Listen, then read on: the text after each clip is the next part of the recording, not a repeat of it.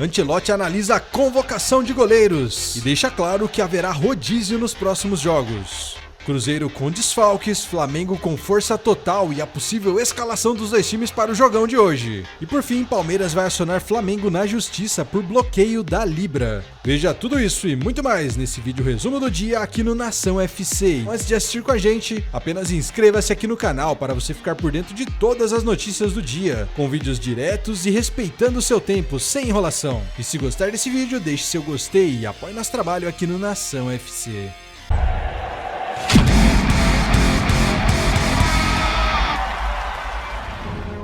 Nessa primeira notícia desse vídeo, vamos repercutir um pouco a convocação da seleção brasileira, que foi feita nessa quarta-feira. Até olhando aí a convocação, o que você achou? Achou que faltou algum jogador? Achou que alguém ali não merecia? O que você achou da ausência de jogadores do Brasileirão? Só temos 2 jogadores convocados. Bom, Carlo Ancelotti, o técnico da seleção, deixou claro algumas situações durante sua entrevista, falando bastante sobre os goleiros.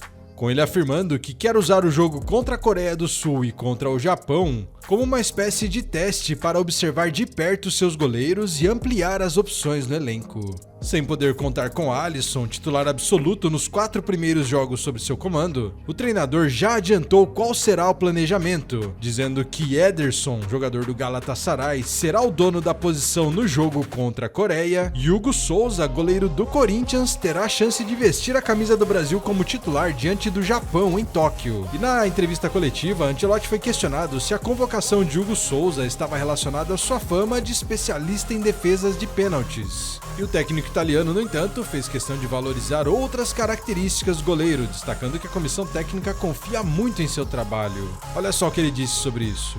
A avaliação não é porque ele é bom nos pênaltis, mas porque ele é um goleiro completo, que tem personalidade, caráter, que treina bem e defende com segurança. A primeira coisa que eu gosto, e acredito que o Taffarel também valoriza, é que o goleiro defenda bem com as mãos, antes dos pés. Bom, o treinador ainda aproveitou para brincar com a evolução do futebol moderno, destacando que, hoje em dia, muitos goleiros participam da construção de jogadas. Com ele dizendo que vê os goleiros dando assistência e que às vezes essas assistências são tanto para o seu próprio time como para o time rival, citando aí que alguns goleiros acabam cometendo erros ao tentar usar os pés. Por isso, ele disse que, para ele, para a seleção brasileira, o mais importante é que o goleiro seja bom defendendo com as mãos, não usando os pés. Bom, além de Ederson e Hugo, o goleiro Bento também foi convocado para os amistosos da data FIFA de outubro, e segundo Ancelotti, a rotação de goleiros é fundamental, já que vestir a camisa da seleção é um enorme desafio.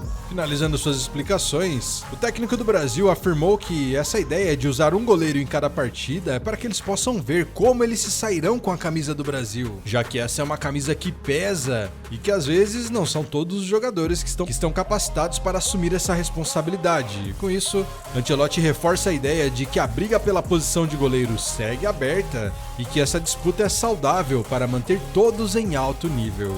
Por conta dessa convocação, Hugo Souza desfalcará o Corinthians no clássico contra o Santos, marcado para o dia 15 na Vila Belmiro. Uma ausência que já gera debate entre os torcedores e dirigentes, mas que reforça o quanto o goleiro vem ganhando espaço e reconhecimento no Brasil e também no mundo. Bom, me diz aí, o que você achou dessas decisões de Ancelotti no que se trata dos goleiros? Acha que é legal ele fazer esse revezamento, dar oportunidade para todos?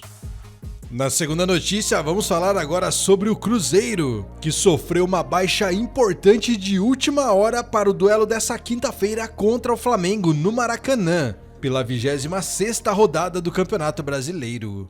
O desfalque da vez foi o atacante Wanderson, que sentiu uma lombalgia no treino da última quarta na Toca da Raposa e foi vetado pelo departamento médico. Essa ausência é considerada um problema sério para o técnico Leonardo Jardim, já que a Raposa precisa vencer para recuperar a vice-liderança da tabela, perdida após a vitória do Palmeiras sobre o Vasco. E sem Wanderson, algumas alternativas aparecem. A principal delas é Marquinhos, que voltou recentemente de lesão na coxa direita e participou dos últimos 2 jogos, entrando no decorrer do segundo tempo. E outra opção seria uma formação mais cautelosa, com Matheus Henrique reforçando o meio-campo.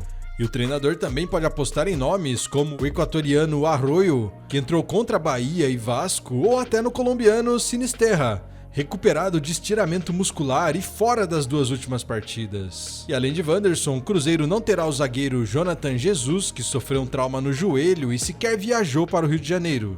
Mas nem só de más notícias vive a Raposa. Villalba e Gabigol, suspensos contra o Vasco, voltam a ficar à disposição, com o zagueiro devendo reassumir a titularidade ao lado de Fabrício Bruno, convocado para a seleção, enquanto Gabigol reencontra o Maracanã, mas deve começar no banco. Com isso, Leonardo Jardim tem à disposição um elenco numeroso, mas precisará encontrar rapidamente a melhor formação para encarar o Flamengo fora de casa e seguir nessa briga direta pela parte de cima da tabela do Brasileirão. Já falando do Flamengo, ao que tudo indica, eles terão força máxima para esse jogo depois de poupar jogadores na vitória sobre o Corinthians no último domingo, com Ayrton Lucas retornando de suspensão, Matias Vinha e Léo Pereira, que saíram de problemas físicos, estão à disposição, e o atacante Michael, recuperado de dores no tornozelo esquerdo, que o tiraram de jogos ultimamente, pode voltar a ser relacionado. Com apenas Eric Pulgar, que ainda segue em transição e deve estar disponível só depois da data FIFA. Dessa forma, a provável escalação do Flamengo é Rossi no gol, Alexandro, Léo Pereira, Léo Ortiz e Varela na zaga, Saul, Jorginho e Arrascaeta no meio, Samuel Lino, Pedro e Plata no ataque. Já a escalação do Cruzeiro deve ser Cássio no gol, Kaique Bruno, Villalba, Fabrício Bruno e William na zaga, Lucas Silva, Lucas Romero, Matheus Pereira, Matheus Henrique, Christian no meio e Caio Jorge no ataque.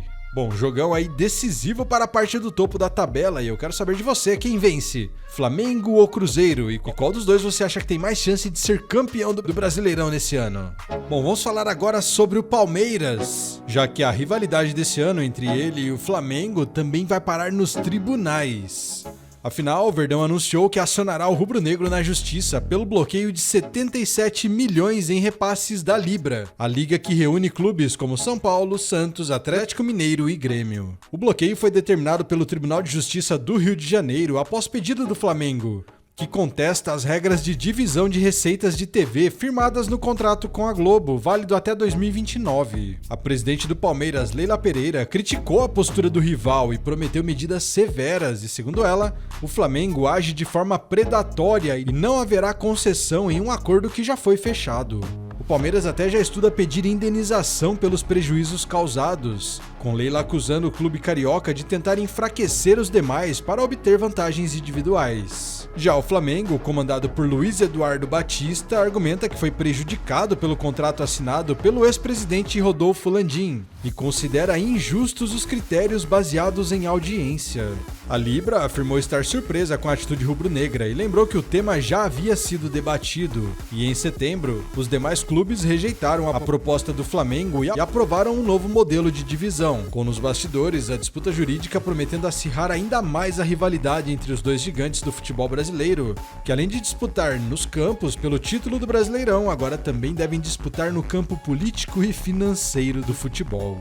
Bom, me diz aí, acha que o Flamengo está certo em tentar algo melhor financeiramente aí pro time, um acordo melhor? Ou não, você acha que o Palmeiras está certo e está sendo prejudicado com essa decisão do Flamengo e o bloqueio desse dinheiro na justiça?